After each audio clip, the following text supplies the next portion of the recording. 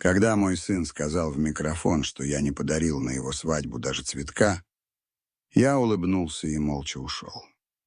Но на следующий день 320 миллионов рублей, которые я собирался ему оставить, больше не существовало. Меня зовут Михаил Петрович Орлов. Мне 65 лет, и за десятилетия я построил небольшую империю, которую думал оставить в наследство своему единственному сыну. Сегодня, когда я пишу эти строки из своего нового дома на побережье в Сочи, я могу с абсолютным спокойствием сказать, что это было лучшее решение в моей жизни. Но чтобы понять почему, я должен перенести вас в ту субботу, 16 сентября 2023 года, день, когда мой мир изменился навсегда. Свадьба Димы, моего 32-летнего сына, должна была состояться в отеле «Метрополь» в Москве. В течение нескольких месяцев я слышал туманные замечания о приготовлениях, всегда вскользь, никогда с подробностями. «Все под контролем, пап», — говорил он каждый раз, когда я спрашивал, не нужна ли помощь. «Виктор Павлович всем занимается?» Виктор Павлович Волков, отец Полины, невесты сына, 58-летний строительный магнат, который взял на себя организацию с естественностью человека, привыкшего решать проблемы деньгами. Я не предлагал оплатить свадьбу. Да, я должен это признать. После развода с Ириной в 2018 году мои отношения с Димой стали отстраненными, холодными, почти протокольными. Он жил своей жизнью успешного юриста.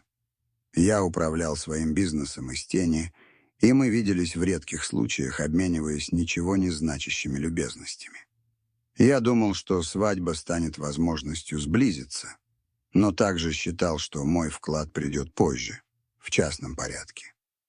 И в той форме, которая действительно имеет значение, обеспечив будущее. Видите ли, все эти месяцы подготовки у меня был свой тайный план. В моем кабинете на Тверском бульваре хранились два документа, которые должны были навсегда изменить жизнь Димы. Бумаги о передаче прав на «Орловстрой», семейную компанию, которую я строил 30 лет и которая приносила 280 миллионов рублей годового дохода, и документы на квартиру площадью 180 квадратных метров в самом сердце Хамовников, на Остоженке, стоимостью 85 миллионов рублей. Мой план состоял в том, чтобы вручить ему оба документа во время медового месяца в качестве свадебного подарка. Сюрприза, который гарантировал бы ему пожизненную финансовую стабильность.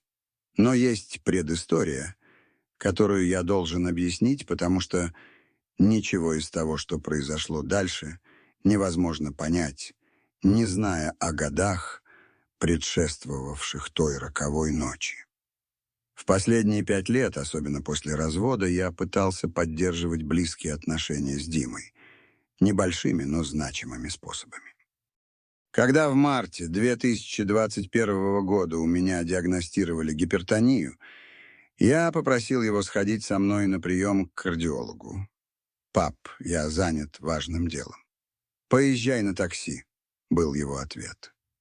Когда в декабре 2022 у меня была пневмония, и я провел 4 дня в Боткинской больнице, Дима появился всего один раз, на 20 минут, постоянно глядя в телефон. Мелкие унижения накапливались, как капли воды, точащие камень. Когда мне нужна была помощь с онлайн-банком, когда я не понимал какое-то приложение в телефоне, когда просто хотел компании за воскресным обедом, всегда находилась отговорка, всегда было что-то важнее. «Пап, ты должен приспосабливаться ко времени», — говорил он с той снисходительностью, которая ранит больнее крика. Однако, когда что-то было нужно Виктору Павловичу, Дима мчался со всех ног. Я видел, как мой сын из кожи вон лез, чтобы угодить тестю, как он советовался с ним по профессиональным вопросам, как по воскресеньям исправно посещал дом Волковых. Это было больно, но я молчал, думая, что время и моя будущая щедрость все исправят. В тот субботний вечер я приехал на свадьбу один. Ирина, моя бывшая жена, приехала на машине сестры. 200 гостей заполнили элегантные залы отеля, все безупречно одеты, все далеки от внутренней драмы, которую я носил в себе годами. Дима выглядел сияющим в своем черном смокинге. Полина, прекрасной в кружевном платье, которое, по слухам, стоило 450 тысяч рублей. Во время церемонии я наблюдал за Виктором Павловичем в первом ряду, фотогеничным и гордым, принимающим поздравления, будто это он женится. Я сидел в третьем ряду, вежливо улыбаясь, аплодируя в нужные моменты, чувствуя ту странную смесь отцовской гордости и тоски, которую может понять только разведенный отец. Ужин прошел без происшествий. Я поговорил с дальними родственниками, обменялся любезностями с коллегами Димы, похвалил еду и обслуживание. Все было нормально, цивилизованно. В уме я снова и снова репетировал речь, которую собирался произнести, когда придет время тостов. Я бы сказал, как Горд, пожелал бы паре всего наилучшего и, возможно, тонко намекнул бы на сюрприз, который их ждет. Но этот момент для меня так и не наступил. Когда Виктор Павлович взял микрофон для первого тоста, он 8 минут говорил о своем новом сыне, о радости, что смог поучаствовать в воплощении этой мечты, о любви, о том, как он горд, что смог организовать это идеальное торжество. Аплодисменты были долгими и восторженными. Затем настала очередь Димы. И вот тогда мой мир, построенный за 65 лет труда, жертв и отцовской любви, рухнул с силой землетрясения. Дима взял микрофон с той уверенной улыбкой, которую унаследовал от меня в лучшие времена. Свет в зале освещал его лицо, пока 200 пар глаз были устремлены на него в ожидании речи. Полина смотрела на него с главного стола с обожанием. Виктор Павлович гордо кивал со своего места, а Ирина улыбалась с тем материнским выражением, которое я так хорошо знал. Я ждал, что услышу свое имя. Ждал того признания, которого заслуживает отец, пусть даже из вежливости, из элементарной воспитанности. Я вырастил этого человека, я дал ему образование, оплатил его обучение на юридическом факультете МГУ, присутствовал на каждом выпускном, на каждом важном достижении в его жизни, по крайней мере, до развода. «Друзья, семья», — начал Дима ясным и размеренным голосом, — «сегодня самый важный день в моей жизни. Мы с Полиной хотим поблагодарить всех, кто сделал этот волшебный праздник возможным». Первые его слова были адресованы Полине, что было естественно. Он говорил о своей любви, о планах на будущее, о счастье, которое он испытывал. Все было красиво и ожидаемо. Затем он упомянул Ирину, поблагодарив ее за то, что она вырастила его с такой любовью и преданностью. Моя бывшая жена заметно растрогалась, незаметно утирая слезы. До этого момента все было нормально. Я ждал своей очереди, мысленно готовя выражение смиренной благодарности. Но затем Дима повернулся к столу, где сидел Виктор Павлович, и его тон полностью изменился. Он приобрел теплоту, искреннюю благодарность, от которой у меня застыла кровь в жилах. «Я хочу выразить особую благодарность Виктору Павловичу Волкову, моему тестю», — сказал он, поднимая бокал в его сторону. «Человеку, который с первого дня принял меня как родного сына. Виктор Павлович, без вашей щедрости, без вашей безоговорочной поддержки это торжество было бы невозможно. Вы оплатили каждую деталь этого идеального праздника, от цветов до оркестра, от банкета до самых изысканных вин. Аплодисменты начали нарастать, а мои руки похолодели. К чему вела эта речь? Виктор Павлович показал мне, что значит быть настоящим отцом. Продолжал Дима, и каждое слово было как удар кинжалом прямо в сердце. Всегда на связи, всегда готовый помочь, всегда ставящий семью превыше всего. Спасибо за то, что показали мне, что отец может быть и другом, и советчиком, и настоящей опорой. Весь зал был заворожен его словами. Виктор Павлович встал, явно растроганный, принимая овации, будто только что выиграл премию. И тут наступил момент, который будет преследовать меня до конца моих дней.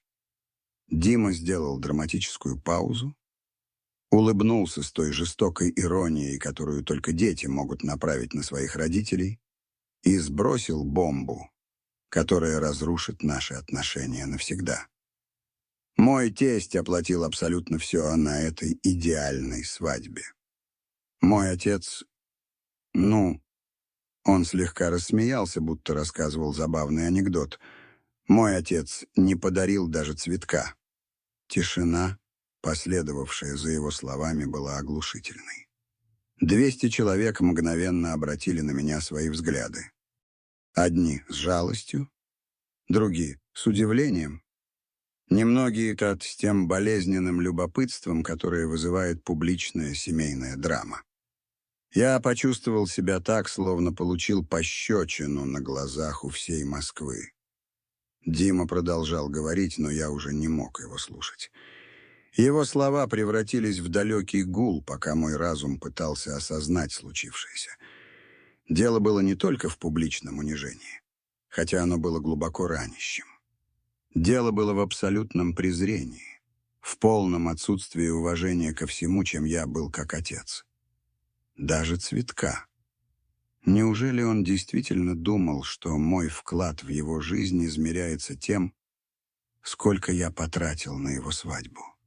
В те вечные секунды, пока я изображал улыбку и механически аплодировал, моя память превратилась в безжалостную машину, воспроизводящую каждое пренебрежение, каждое мелкое унижение, которое я терпел годами. Я вспомнил тот вторник в ноябре 2022 года, когда я в отчаянии позвонил ему, потому что не мог войти в свой онлайн-банк, и система меня заблокировала. «Пап, я не могу сейчас. У меня важная встреча. Позвони в банк», — отрезал он. Я провел 3 часа на телефоне с операторами, которые переводили меня из одного отдела в другой, пока, наконец, молодая сотрудница не нашла в себе терпения помочь мне шаг за шагом. Я вспомнил, как в мае 2023 года мне нужно было, чтобы кто-то отвез меня на гастроскопию. Процедура требовала седации, и мне нужен был сопровождающий, чтобы вернуться домой. «Пап, закажи персональное такси. Мне нужно готовить дело к вторнику», — был его ответ. В итоге я попросил об услуге Семена Аркадьевича, моего 78-летнего соседа, который сопроводил меня без лишних слов. Я вспомнил пустые воскресенья, когда я приглашал его на обед, а у него всегда находились отговорки. «Мне нужно работать. У нас с Полиной планы. Мы едем к Виктору Павловичу». Но по понедельникам я видел в социальных сетях фотографии Димы в доме Волковых, улыбающегося на семейных обедах, где находилось время для всего. Пока Дима продолжал свою речь благодаря всех важных людей в нашей жизни, я так и остался неупомянутым, если не считать той уничижительной фразы. Словно меня низвели до сноски, до второстепенного персонажа в жизни человека, которого я вырастил. Ирония была жестокой. В моем кабинете лежали документы, которые сделали бы его миллионером в одночасье. Я планировал дать ему ключи от процветающего будущего, от финансовой безопасности, о которой большинство людей могут только мечтать. А он только что свел все это к даже цветка. Когда Дима наконец закончил свою речь, Зал взорвался аплодисментами. Виктор Павлович подошел обнять его. Похлопывание по спине, улыбки взаимной гордости. Полина восторженно его поцеловала. Ирина аплодировала со своего места, по-видимому, не замечая той раны, которую только что нанес ее сын. Я продолжал сидеть, сохраняя натянутую улыбку, которая причиняла мне физическую боль. Некоторые близкие гости смотрели на меня с плохо скрытым сочувствием. Я слышал шепот. Жестко. Бедняга, так унизить отца. Дима вернулся за главный стол, даже не взглянув на меня. Ни жеста признания, ни попытки смягчить свои слова. Для него, очевидно, это было нечто совершенно нормальное и приемлемое. Именно в тот момент, когда я смотрел, как мой сын весело поднимает бокал с Виктором Павловичем, я принял самое важное решение в своей жизни. Это был не эмоциональный срыв, не слепая месть. Это была кристальная ясность, холодная и расчетливая. Если мой сын считает, что я даже цветка не подарил, значит, он будет прав. Навсегда. Я поднялся со своего места со спокойствием, удивившим даже меня самого. В моих руках не было дрожи, на лице не было видно гнева. Лишь странная безмятежность, похожая на то затишье, которое, говорят, испытывают приговоренные к смерти за мгновение до казни. Возможно, потому что в некотором смысле что-то внутри меня в ту ночь умерло. Я шел между столами размеренными шагами, обходя гостей, которые уже вышли танцевать. Оркестр играл тихую версию ноктюрна Бабаджаняна, и пары качались в такт на танцполе. Все продолжало быть идеальным, элегантным. Именно так, как и планировал Виктор Павлович.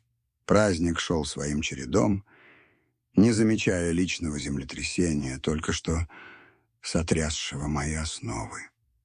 Я подошел к главному столу, где Дима оживленно беседовал с Полиной и своими университетскими друзьями. Я наблюдал за ним несколько секунд. Мой сын. Человек, который делал первые шаги, держась за мои пальцы, который плакал у меня на руках, когда сломал руку в 7 лет. Тот самый человек, который только что публично уничтожил меня, без малейшего намека на раскаяние. «Дима», — сказал я тихо, коснувшись его плеча. Он повернулся ко мне с той светской улыбкой, которую приберегал для случайных знакомых. «Да, пап, поздравляю со свадьбой. Все было великолепно». В его глазах промелькнуло поверхностное удовлетворение, словно мое одобрение было незначительной деталью. «Спасибо, Виктор Павлович действительно постарался». Конечно, даже в моем поздравлении нужно было упомянуть Виктора Павловича. «Полина просто сияет», — добавил я, глядя на свою невестку. Она вежливо улыбнулась, но я заметил в ее взгляде неловкость. Возможно, она уловила напряжение, которое я пытался скрыть. «Большое спасибо, Михаил Петрович», — ответила она вежливо. По крайней мере, Полина сохраняла приличие. Я подошел к Диме еще ближе. Гости за соседними столами продолжали болтать, но некоторые украдкой прислушивались к нашему разговору. Они знали, что со свадебной речью что-то пошло не так. «Сынок», — сказал я тихо, крепко положив руку ему на плечо, — «ты сказал сегодня кое-что очень верное. Ты прав.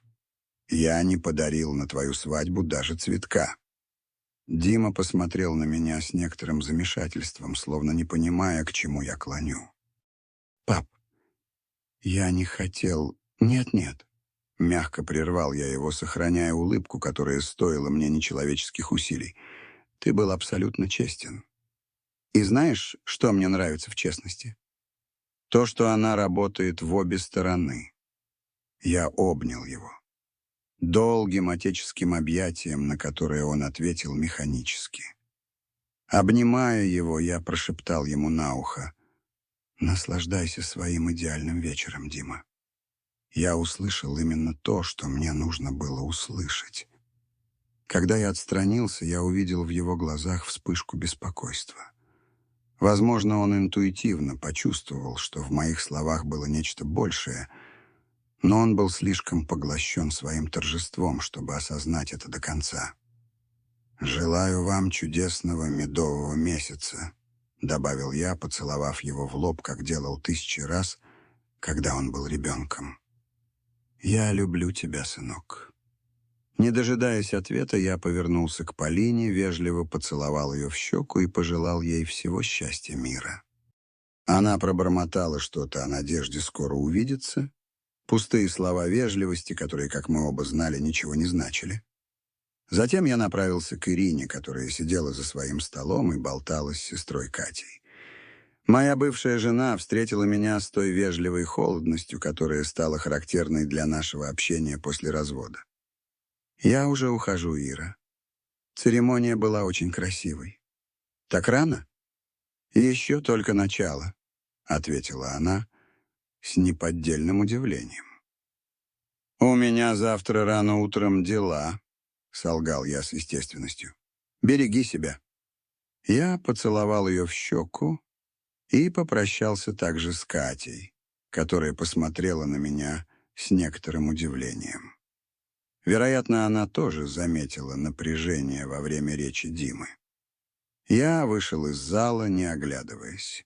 На ресепшене отеля портье спросил, не нужно ли мне вызвать такси. «Будьте добры», — ответил я. И менее чем через 5 минут я уже сидел на заднем сиденье черного Майбаха, называя водителю адрес своего дома на Чистых прудах. Во время 25-минутной поездки Москва проплывала перед моими глазами, как немое кино. Освещенные улицы, люди, наслаждающиеся субботним вечером, полные жизни террасы кафе. Все оставалось по-прежнему, но за последние 2 часа я необратимо изменился. Водитель, мужчина лет 50 с южным говором, попытался завязать разговор. «С праздника, наверное?» «Со свадьбы», — лаконично ответил я. «О, это хорошо. Сын женился, поздравляю. Должно быть, вы очень гордитесь». «Горжусь». Каким сложным стало это слово за один вечер. «Да», — солгал я, — «очень горжусь». Остаток пути прошел в тишине.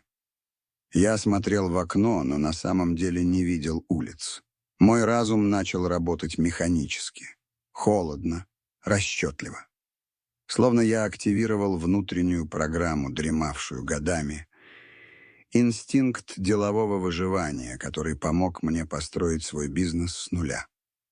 Когда я приехал домой, я расплатился с водителем и медленно поднялся в свою квартиру на 3-м этаже. Ночной консьерж приветливо поздоровался со мной. «Как прошла свадьба, Михаил Петрович?» «Идеально», — ответил я. «Абсолютно идеально». Оказавшись дома, я снял свой праздничный костюм медленными обдуманными движениями. Повесил пиджак, ослабил галстук, переоделся в удобную одежду.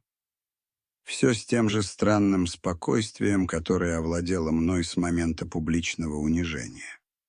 Я налил себе односолодовый виски, Макаллан 18-летней выдержки, который хранил для особых случаев.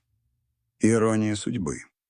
Этот вечер определенно заслуживал особого напитка, хотя и не по тем причинам, которые я представлял себе утром. Я сел в свое любимое кожаное кресло, которое купил после развода, и начал размышлять с той жестокой ясностью, которая приходит только в самые болезненные моменты жизни. Дима был прав. Я не вложился финансово в его свадьбу. Но не потому, что был скуп, не потому, что мне было все равно, и не потому, что у меня не было средств.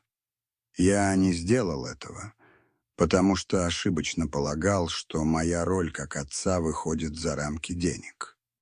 Я думал, что мое присутствие, моя любовь, моя эмоциональная поддержка стоят столько же, сколько те рубли, которые вложил Виктор Павлович. Каким же наивным я был.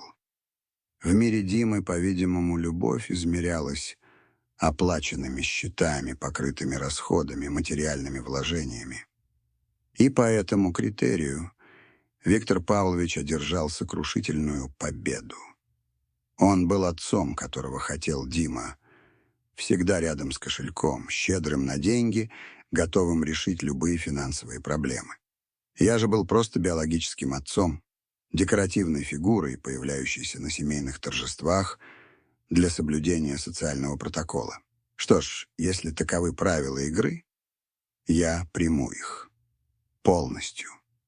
Я допил свой виски и направился прямо в кабинет. Включил настольную лампу, открыл сейф, встроенный за картиной Левитана, и достал 2 документа, которые изменят ход этой истории. Я перечитал их еще раз, просто чтобы убедиться, что до конца понимаю, что собираюсь сделать.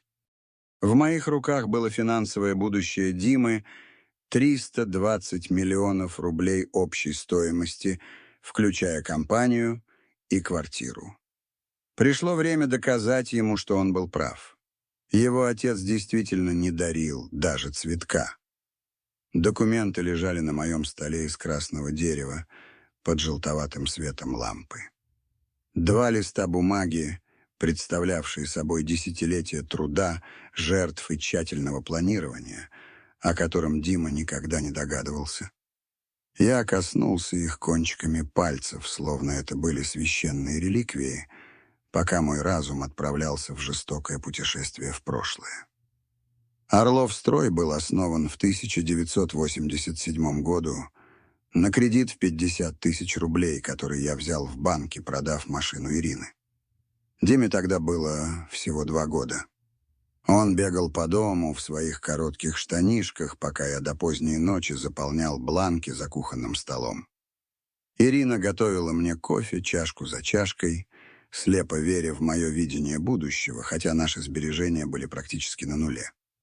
Первые контракты были небольшими: ремонт ванных комнат, починка крыш, мелкие работы, которые я выполнял сам инструментами, купленными с рук.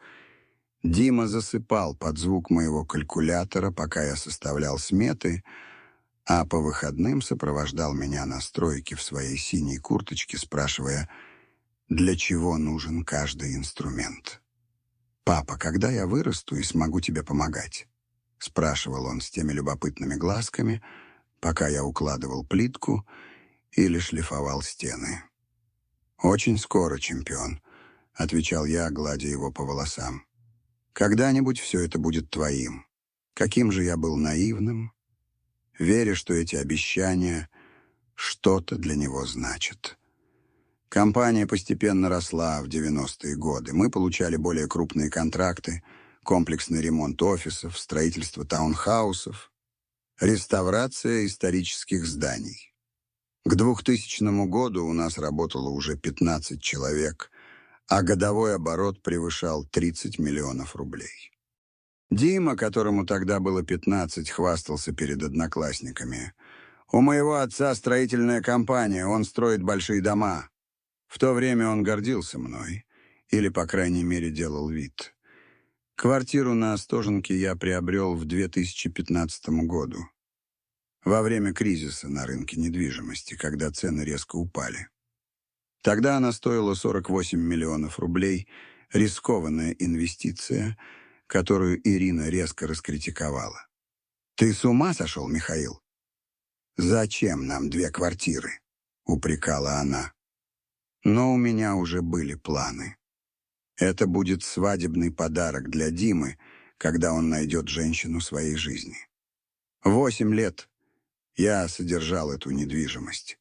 Исправно платил за коммунальные услуги, страховку, налоги. Каждый квартал, когда приходил счет за налог на имущество, я думал о том, с каким счастливым лицом Дима получит ключи. «Папа, я не могу в это поверить», — представлял я его слова. «Ты невероятный». Очередные жалкие фантазии отца, влюбленного в своего сына. Я взял 2-й документ, свидетельство о собственности на квартиру.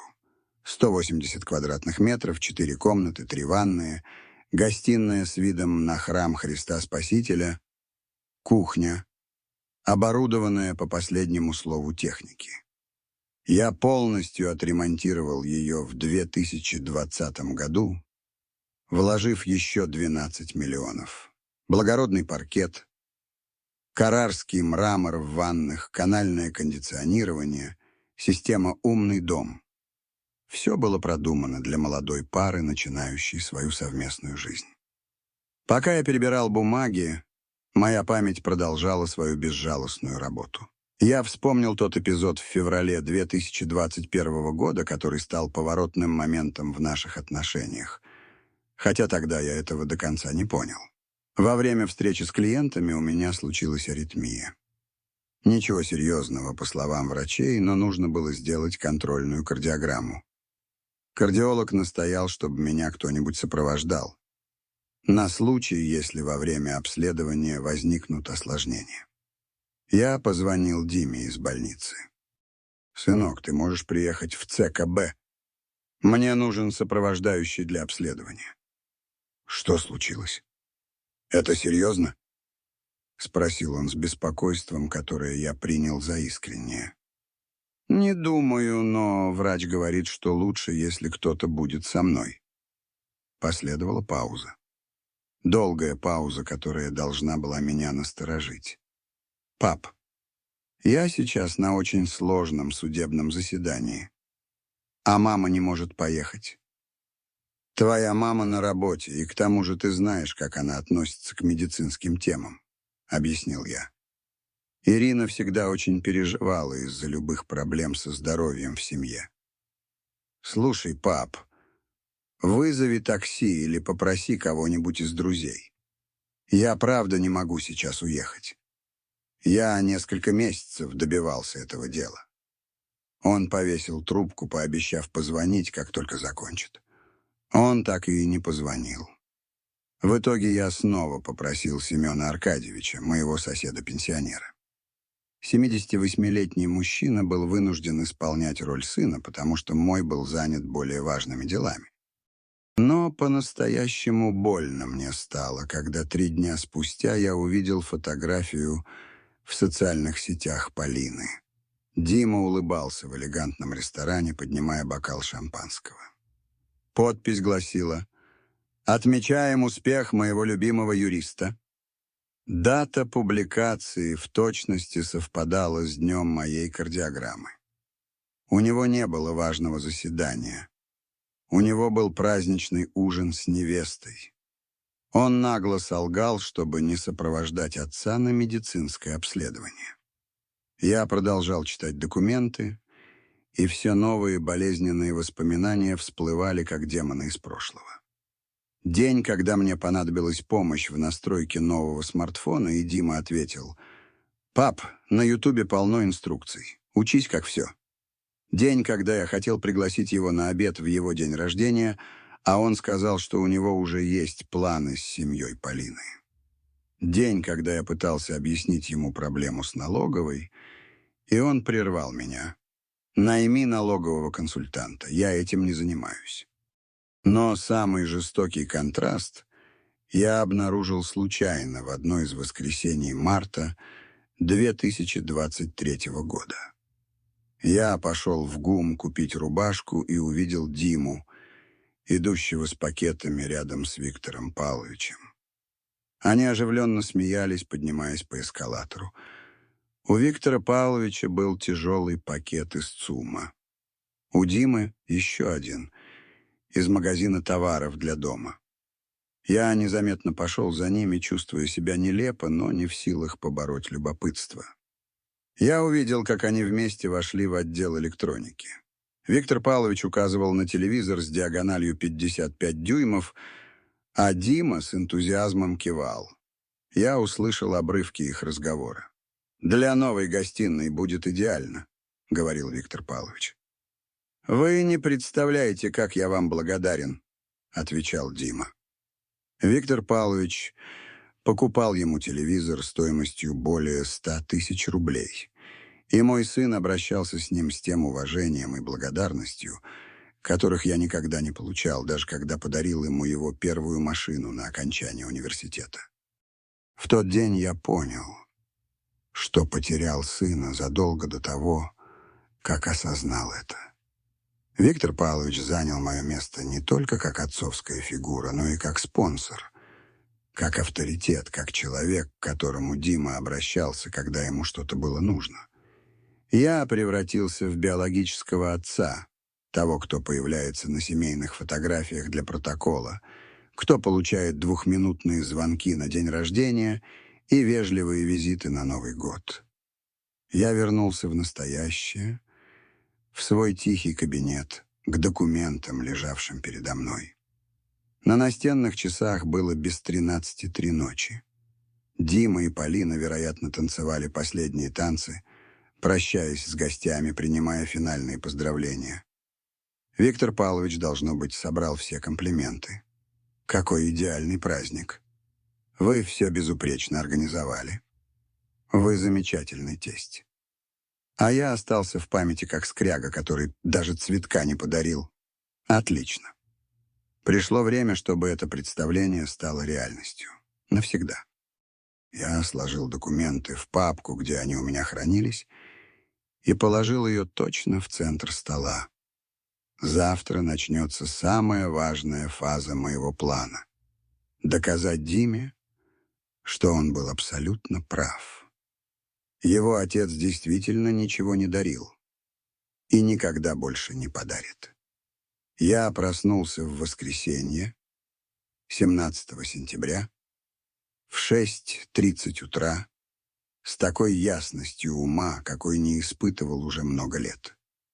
Не было и следа той эмоциональной тяжести, которую я ожидал почувствовать после такой разрушительной ночи.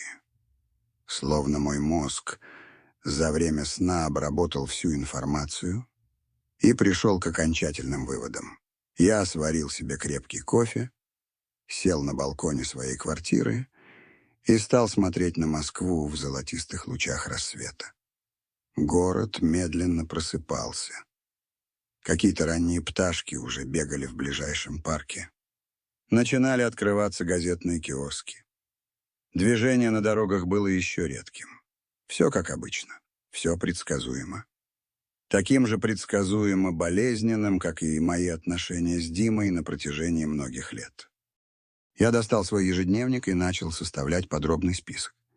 Это был не план мести, как могли бы подумать некоторые.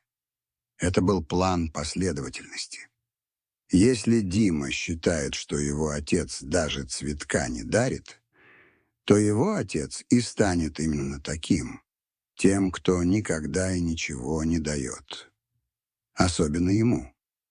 Первым я записал имя Романа Николаевича Петрова, моего доверенного юриста, на протяжении последних 15 лет.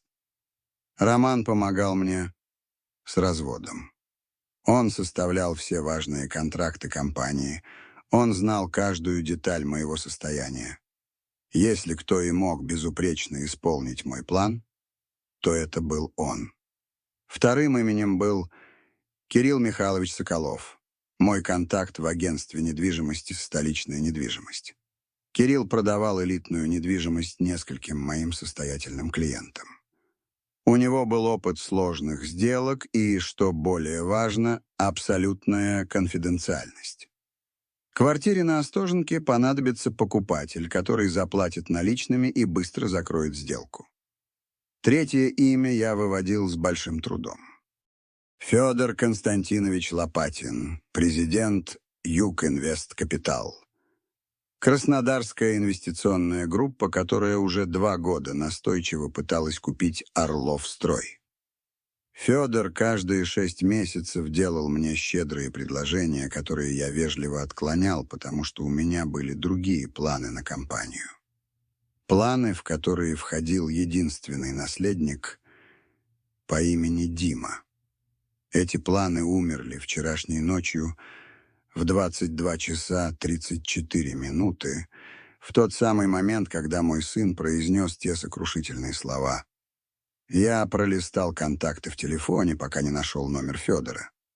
Звонить было слишком рано, но я знал, что он жаворонок. В 8:15 я набрал его номер.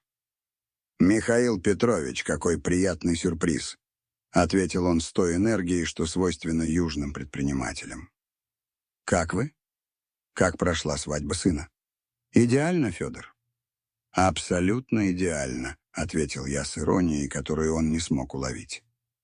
«Я звоню, потому что размышлял над нашими прошлыми разговорами». На другом конце провода повисло выжидательное молчание. Федор был слишком опытен, чтобы преждевременно проявлять эмоции, но я чувствовал, что он понял. Сейчас произойдет что-то важное. «В каком смысле, Михаил Петрович? Ваше последнее предложение по Орловстрою еще в силе?» «Конечно.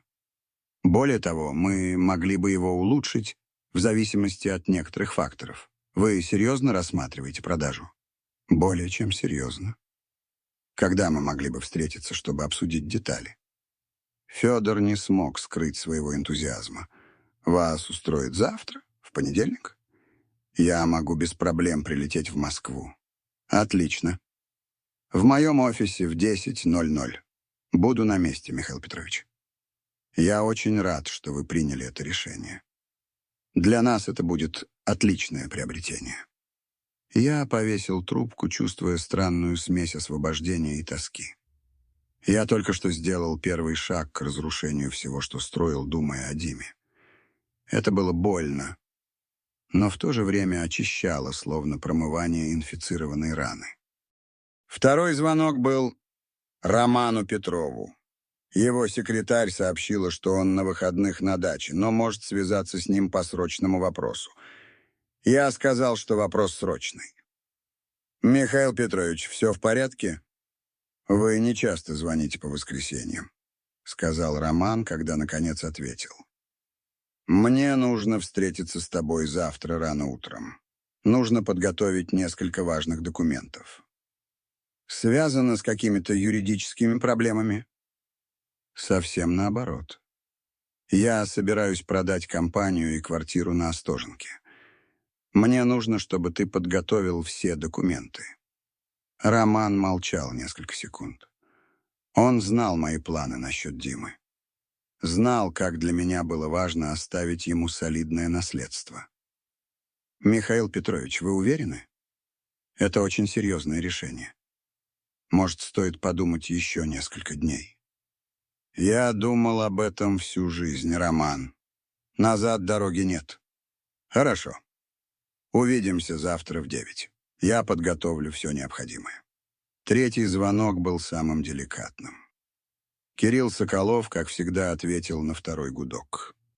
«Михаил Петрович, сколько лет, сколько зим. Кирилл, мне нужно, чтобы ты немедленно выставил на продажу квартиру на Остоженке.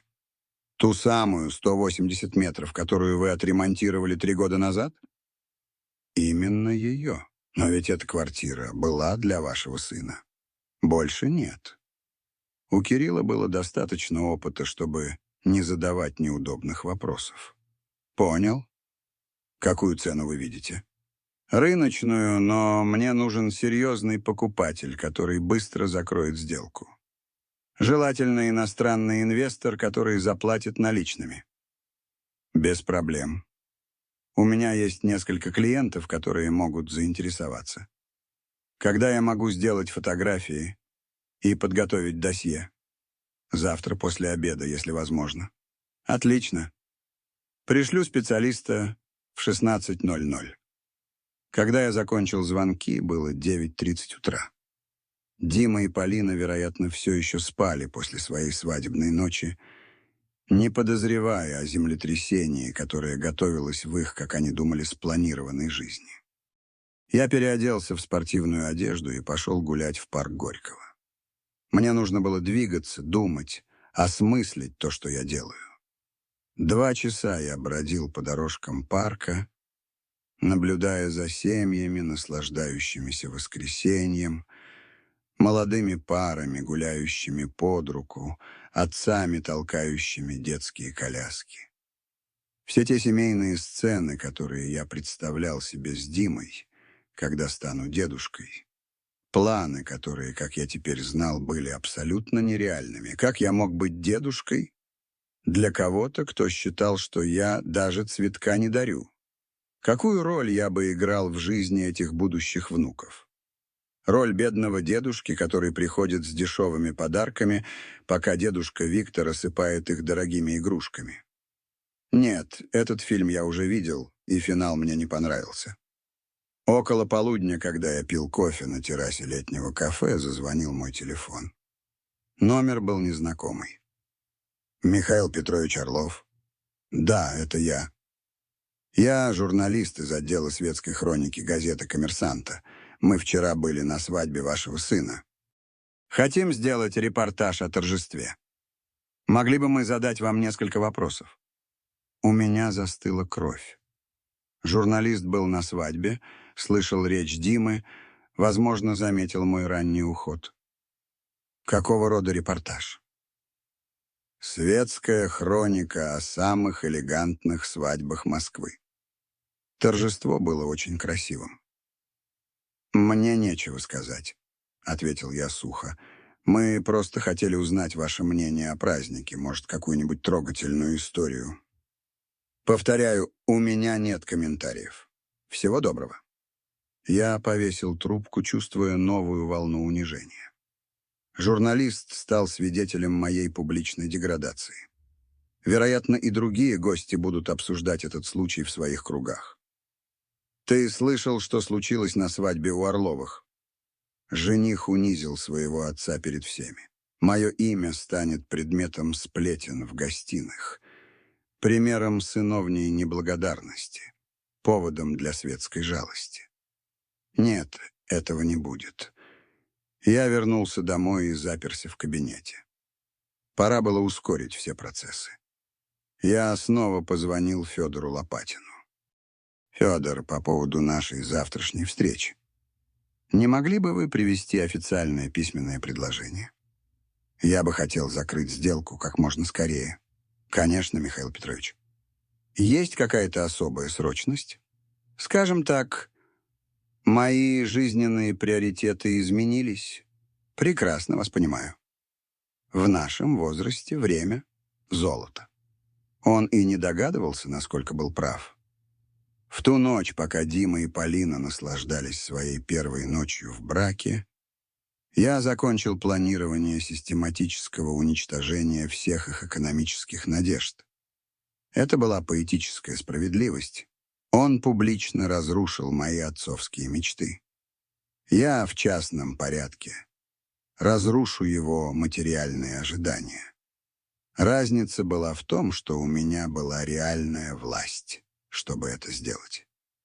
Понедельник, 18 сентября, выдался серым и дождливым, словно само небо отражало ту перемену, которую я собирался осуществить. В 7:30 я уже принял душ, побрился и надел свой лучший темно-синий костюм. У меня были назначены встречи, которые навсегда изменят мою жизнь, и я хотел произвести наилучшее впечатление в ходе последних актов моей предпринимательской карьеры. Роман Петров прибыл ровно в 9 в мой офис на Тверском бульваре с коричневым кожаным портфелем в руках и плохо скрываемым беспокойством на лице. 15 лет он был моим юрисконсультом, но также и кем-то вроде друга. Он знал о моей одержимости идеей оставить империю Диме. «Михаил Петрович, прежде чем мы начнем с бумагами, могу я спросить, что случилось? Вчера вы звучали как-то иначе. Я налил себе кофе из кофемашины в кабинете и предложил ему: «Роман, у тебя есть дети?» «2. Ане 25, а Максиму 22. Они когда-нибудь унижали тебя публично?» Роман нахмурился, явно смущенный направлением разговора. «Не понимаю. Все просто. Они когда-нибудь говорили при посторонних, что ты, как отец, ничего не стоишь?» «Михаил Петрович, я не знаю, что произошло, но, может, это недоразумение?» Никаких недоразумений, Роман. Я достал телефон и нашел видео, которое записал один из гостей и выложил в соцсеть. Там был отчетливо слышен голос Димы. Мой тесть оплатил абсолютно все на этой идеальной свадьбе. Мой отец не подарил даже цветка. Роман прослушал аудиозапись дважды. Выражение его лица постепенно сменилось с замешательства на понимание и, наконец, на возмущение. «Боже мой, Михаил Петрович, мне очень жаль. Мне не нужна жалость, Роман. Мне нужны документы на продажу. Ты их подготовил?» Роман открыл свой портфель и достал толстую синюю папку. «Все здесь. Договоры купли-продажи как на компанию, так и на недвижимость. Но я должен настоять, чтобы вы взяли еще время на раздумья. Эти решения необратимы. Именно поэтому я их и принимаю. Я хочу, чтобы они были необратимыми. Мы проверили каждый пункт, каждую юридическую деталь. Продажа Орловстрой группе Юг Инвест Капитал состоится за 280 миллионов рублей с оплатой наличными банковским переводом в течение 72 часов после подписания. Квартира выйдет на рынок по цене 95 миллионов рублей, но Кирилл предположил, что мы могли бы получить до 98 миллионов, если найдем подходящего покупателя. Ровно в 10 в моем кабинете появился Федор Лопатин в сопровождении 2 финансовых консультантов. Это был мужчина 52 лет, загорелый, с процветающим видом человека, добившегося успеха в бизнесе с юных лет. Его глаза заблестели, когда он увидел документы, разложенные на моем столе. «Михаил Петрович, я безмерно рад, что вы решились на этот шаг», — сказал он, крепко пожимая мне руку. «Орловстрой идеально вписывается в наш план расширения в Москве». Переговоры прошли на удивление гладко. Федор приехал подготовленным, чтобы закрыть сделку немедленно. Его окончательное предложение составило 285 миллионов рублей. На 50 тысяч больше, чем мы договаривались по телефону. Это солидная компания с безупречной репутацией, объяснил Федор, пока его консультанты просматривали финансовые отчеты. Ваши сотрудники лояльны, клиенты довольны, ваш портфель будущих проектов хорошо спланирован. Это именно то, что мы искали. Ирония судьбы. Федор ценил мою компанию больше, чем мой собственный сын. «Когда может быть произведена оплата?» — спросил я. «Завтра. Во вторник утром деньги будут на вашем счету. Наш банк уже предварительно одобрил операцию». «Отлично. Роман, мы можем подписать сейчас». Роман в последний раз посмотрел на меня с умоляющим выражением. «Михаил Петрович, вы абсолютно уверены?» Никогда в жизни я не был ни в чем так уверен. Я подписал документы с тем же спокойствием, с каким подписывал тысячи договоров на протяжении всей своей карьеры.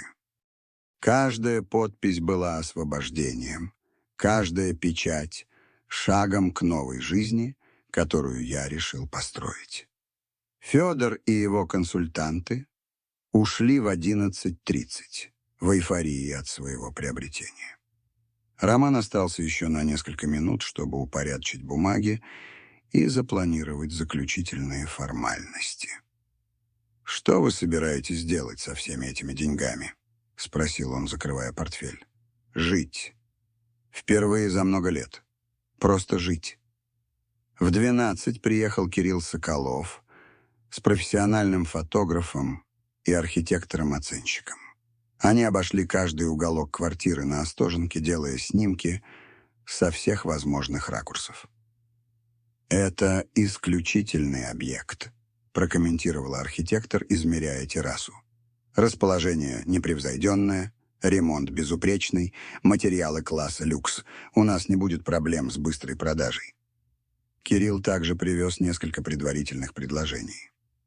У меня уже есть 3 заинтересованных клиента, которым я рассказал о ней по телефону. Один из них — бизнесмен из Эмиратов, который ищет что-то в центре Москвы для своей дочери, студентки МГИМО. Он готов заплатить 97,5 миллионов рублей без торга, если недвижимость ему понравится. Когда он может ее посмотреть? Завтра после обеда, если вас устроит. Отлично. Чем раньше, тем лучше. Пока команда Кирилла работала, я сидел на балконе квартиры, созерцая вид на храм Христа Спасителя, которым Дима никогда не насладится. Я столько раз представлял себе его счастливое лицо в тот момент, когда я вручу ему ключи. «Папа, я не могу в это поверить. Это невероятно», — слышал я в своих отцовских фантазиях. Теперь эти фантазии превратились в кошмары, где я снова и снова слышал: «Мой отец не подарил даже цветка». В 14:30, когда Кирилл и его команда ушли, я остался один в пустой квартире. Я прошелся по комнатам, которые обставлял, думая о счастье Димы и Полины. Главная спальня с панорамными окнами, кабинет, где Дима мог бы работать из дома, кухня-студия, идеальная для молодой пары. Все было потеряно из-за одной жестокой фразы, произнесенной перед 200 людьми. Я закрыл квартиру и вернулся в свой офис. Нужно было сообщить сотрудникам о продаже. Это будет больно, но необходимо. Многие из них работали со мной годами. Некоторые с самого основания компании. Они доверяли стабильности Орловстроя. Моему слову, моему руководству. Я назначил срочное собрание на 16:00. Все 15 сотрудников собрались в конференц-зале с озабоченными лицами. Я редко созывал их всех без предупреждения. «Друзья», — начал я собрал вас, чтобы сообщить важное решение. Я продал Орловстрой очень солидной краснодарской инвестиционной группе». Наступила полная тишина. На одних лицах было удивление, на других — беспокойство, на нескольких — смирение. «Это значит, что мы останемся без работы?» — спросил Алексей, мой самый старый прораб. «Совсем наоборот. Новые владельцы хотят сохранить весь штат. Более того, они собираются расширять компанию и создавать новые рабочие места. Ваши рабочие места в безопасности». «Но, Михаил Петрович», — вмешалась Анна, администратор, «почему вы приняли такое решение? Мы думали, что вы оставите компанию Диме». Вопрос, который был у всех на уме и который никто не решался задать. «Планы меняются», — просто ответил я. «Иногда жизнь учит, что твои приоритеты были ошибочными». Я объяснил детали передачи, сроки, новые контакты. Федор обещал приехать в четверг, чтобы лично познакомиться со всей командой и изложить свои планы на будущее. Когда собрание закончилось, несколько сотрудников подошли ко мне поодиночке, чтобы поблагодарить за годы совместной работы. У некоторых, самых старых, на глазах были слезы. Они были более преданы компании, чем мой собственный сын. В 6 вечера, оставшись один в своем кабинете, я подвел итоги дня. За один день я разрушил дело всей своей жизни. Завтра на моем банковском счету будет почти 300 миллионов рублей и никаких деловых обязательств. Было странно чувствовать себя таким свободным и таким пустым одновременно. Я взял телефон, чтобы проверить, пытался ли Дима со мной связаться. Ни одного звонка, ни одного сообщения. Он все еще пребывал в своем пузыре семейного счастья, не подозревая, что его финансовое будущее испаряется с каждым часом. Скоро он узнает. Очень скоро. Вторник, 19 сентября, начался для Димы как любой другой рабочий день, хотя он и не подозревал, что это будет последний день в его жизни, когда он будет чувствовать себя финансово защищенным. Он встал в 7:30 в своей съемной квартире на Патриарших прудах. Напевая, принимал душ, пока Полина готовила завтрак, и одевался с удовлетворением человека, который только что женился и чувствовал, что весь мир у его ног.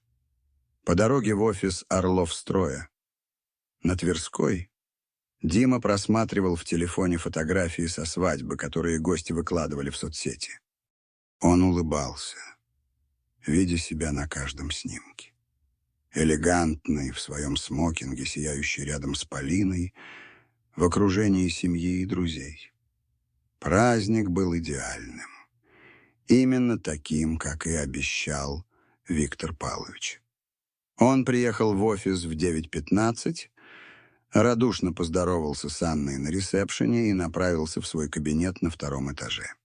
После окончания юридического факультета он работал здесь юрисконсультом компании, занимаясь договорами, лицензиями и правовыми вопросами.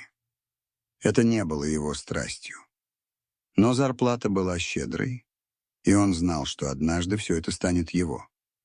Его жизненный план был идеально продуман. Работать в семейной компании, пока отец не решит уйти на пенсию, унаследовать бизнес, расширить его с помощью современных идей и стать успешным предпринимателем, не прилагая усилий для старта с нуля. Полина разделяла это видение будущего. Они даже обсуждали ремонт офисов, как только Дима возьмет управление в свои руки. Но когда он поднялся на 2-й этаж, он застал сцену, которую не мог понять. 3 мужчин в дорогих костюмах измеряли офисы рулетками. Один из них что-то записывал в планшет, другой фотографировал каждый угол, третий говорил по телефону с характерным южным акцентом. Анны не было на ее обычном месте, и он не видел никого из коллег. «Простите», — обратился он к мужчине с планшетом, — «что вы здесь делаете?» «Добрый день. Мы из Юг Инвест Капитал. Проводим первичную инвентаризацию помещений». Дима нахмурился. «Инвентаризацию? Зачем?» «Для передачи дел. Вы сотрудник Орловстроя. Я Дмитрий Орлов, сын владельца. Какая передача дел?» 3 мужчин неловко переглянулись. Тот, что казался старшим, отложил свою работу и подошел к Диме с серьезным выражением лица. «Господин Орлов, возможно, вам стоит поговорить с вашим отцом. Мы лишь выполняем приказы нашего руководства». «Какие приказы? О чем вы говорите?» «Компания была приобретена нашей группой вчера. Сегодня мы начинаем оценку для окончательной передачи». Дима почувствовал, как будто его ударили под дых. «Это невозможно. Мой отец не продал бы компанию, не посоветовавшись со мной. Господин Орлов, мы понимаем, что это может быть сюрпризом, но все документы в порядке. Сделка была оформлена вчера утром». Дрожащими руками Дима достал телефон и набрал номер Анны. Она ответила на 3-й гудок. «Анна, где вы? В офисе какие-то странные люди. Дима, тебе что, отец не звонил? Вчера он собрал нас всех и объявил о продаже. Сегодня мы дома, ждем инструкции от новых владельцев». «О продаже? Какой продаже?» «Дима, твой отец продал Орловстрой. Я думала, ты знаешь». Дима повесил трубку, не попрощавшись. У него задрожали ноги. Он попытался позвонить отцу, но сработал автоответчик. Он попробовал еще 5 раз. С тем же результатом. Он выбежал из офиса, не обращая внимания на любопытные взгляды людей из Юг Инвест Капитал.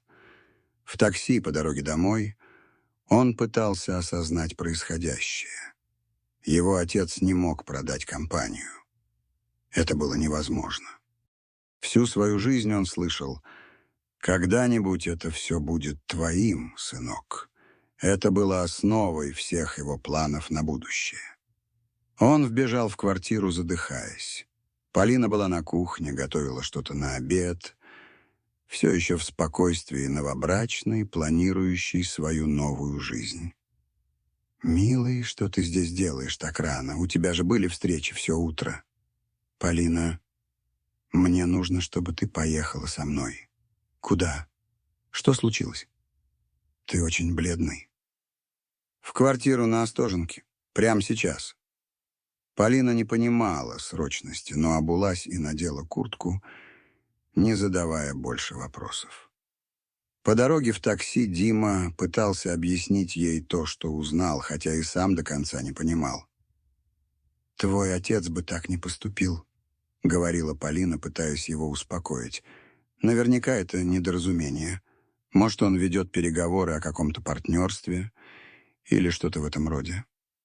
Когда они подъехали к дому на Остоженке, Дима искал ключи во всех карманах, прежде чем вспомнить, что они лежат дома. Отец никогда официально не передавал ему ключи от квартиры, но он знал, где хранится запасной комплект. В магнитной коробке под электрическим счетчиком в подъезде. Они поднялись на 5-й этаж в напряженной тишине. Дима чувствовал, как бешено колотится его сердце, когда он вставлял ключ в замок. Он открыл дверь и увидел картину, которая окончательно подтвердила его худшие опасения. Квартира была пуста от личной мебели, но заполнена риэлторскими плакатами. «Продается», — гласили они на нескольких языках. На кухонной столешнице были разбросаны рекламные брошюры. На стенах висели профессиональные фотографии, а на балконе даже была световая вывеска, видимая с улицы. Полина подняла одну из брошюр. Элитная квартира в районе Золотой Мили. 180 квадратных метров. Полностью отремонтирована. Вид на храм Христа Спасителя. Цена 97 миллионов 500 тысяч рублей. «Это был наш свадебный подарок», — прошептал Дима, больше для себя, чем для Полины. «Отец обещал, что она будет нашей, когда мы поженимся». Полина начала ходить по пустым комнатам, читая рекламные плакаты, медленно осознавая масштаб происходящего. Продолжение следует во второй части рассказа, друзья. Оставайтесь с нами.